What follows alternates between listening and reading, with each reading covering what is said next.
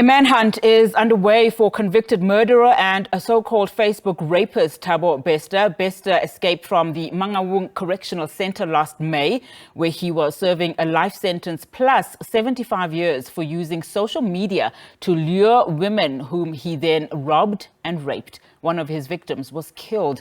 At the same time, the Department of Correctional Services has denied suggestions that there had been a cover-up on its part over the escape of Bester. It says it received a report from the public-private partnership facility operated by G4S last year, which suggested that Bester had committed suicide by setting himself alight in his cell. Correctional Services spokesperson Singabako Nxumalo says 3 days ago the department received a final report following investigations into the incident. The department is appealing to the public to assist with information that will lead to the rearrest of Bester. Right. Meanwhile, the SABC has also launched an investigation into Bester's escape, and a manhunt is underway, as we said, for all persons of interest in the case. A police spokesperson, Atlinda Mate, says detectives from the Family Violence, Child Protection and Sexual Offences and the Organised Crime Investigations units in the Free State and Gauteng have been working together around the clock on this investigation. A case of murder is also being investigated on the body of the person found in Bester's cell. All right, now let's discuss this further. We are joined via Zoom by Naledi Gwadi. She's a legal manager for People Opposing Women Abuse. Naledi, thank you so much for your time this afternoon. Of course, this is a very disturbing case. Let's get your reaction then as a power, following the reports that Thabo Bester has indeed escaped from prison. I mean, this is a man who was serving a life sentence plus 75 years for using social media like Facebook to lure these women, rob them, rape them, and even killed one of his victims. Yes. Good afternoon, Onati, and thank you again for the invite, and good afternoon to the viewers at home.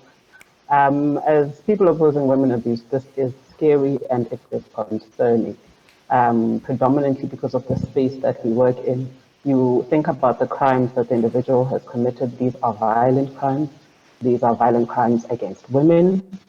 And he used, as you said, social media to reach out to the vast majority of his victims. And the second concern outside of the actual escape is the fact that he's had access to these things for so long. He's had the ability to continue to harass his victims, anyone who came forward. It's a major, major concern when someone of this nature is essentially lost, and the conditions under which he has escaped are also quite concerning in terms of being able to keep prisoners in prison, particularly violent sex offenders. Now, lady, I don't think our line is very good, but let's try and continue. Also, I mean, some of the concerns that you are raising are very valid. But another concern is, how the public got to understand and hear about this escape. I mean, if it wasn't for media, journalists, investigations by ground up, and of course that photograph, I mean, there's so much happening on the public scene that it does question, when South Africans were actually going to learn about this. And I mean, also, one can only imagine what this does and what message it sends to the victims. Quite correct, Onati. The fact that there has been so many months difference between when the incident took place and when the individual started being looked for is concerning. Once again, you've got an organization that comes forward, does the investigation, and then filters that information through to government to act.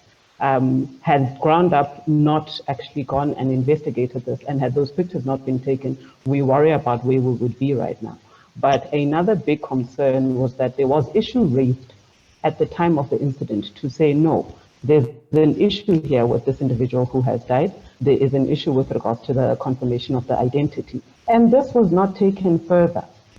That is another concern that we have. So we really applaud and appreciate the work of organizations like Ground Up, because they allow for the truth to be accessible to all. But it also takes us back to the question of what is happening within the Department of Corrections, for us to find ourselves with officials saying, we said there was a problem with this individual and it was not taken further. So we worry that outside of civil society organizations and journalists and activists taking up the call to say, how are people being looked after? We aren't going to get answers, and that is a very, very serious concern.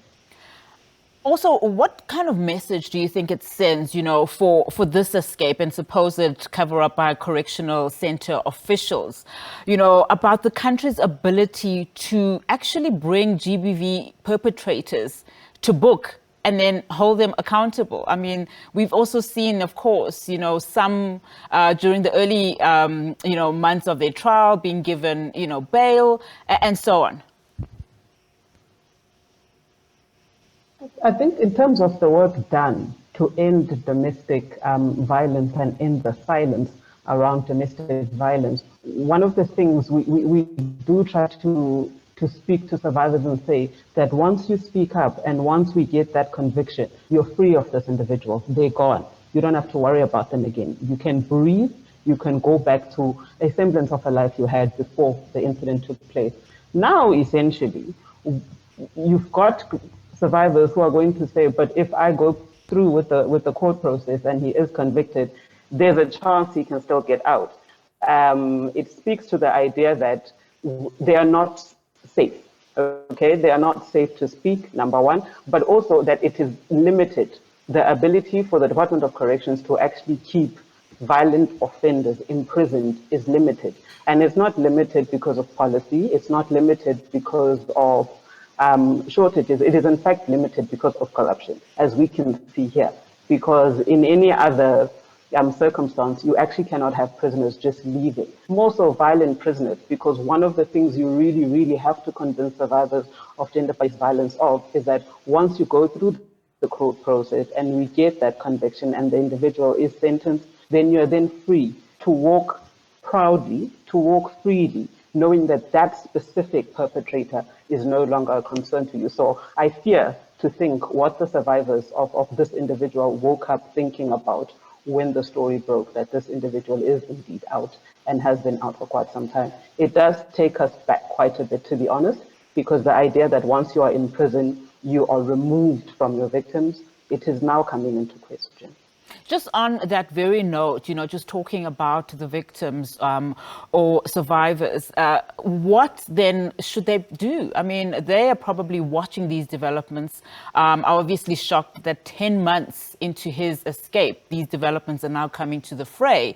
What psychologically it must take a toll, as you've said.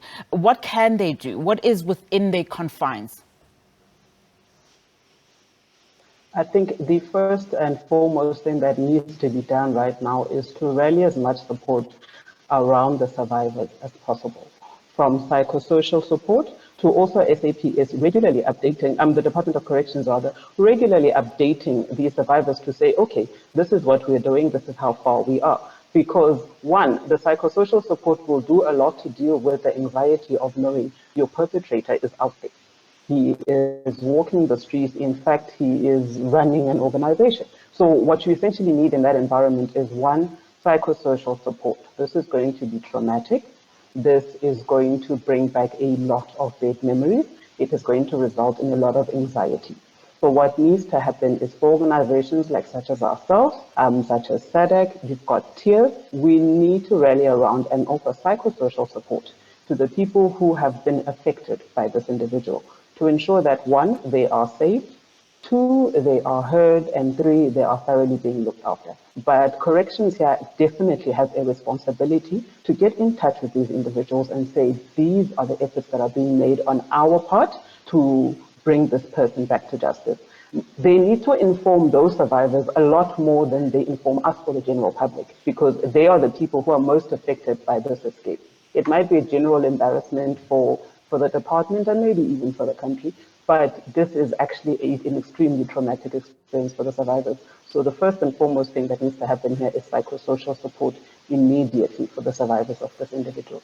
And to think we haven't even touched on the possibility of who those remains of the body of the man that was found at that cell are actually. But Naledi, let's leave it there for now. Thank you so much for your time. Really do appreciate your analysis. Naledi Gwadi, Legal Manager for People Opposing Women Abuse.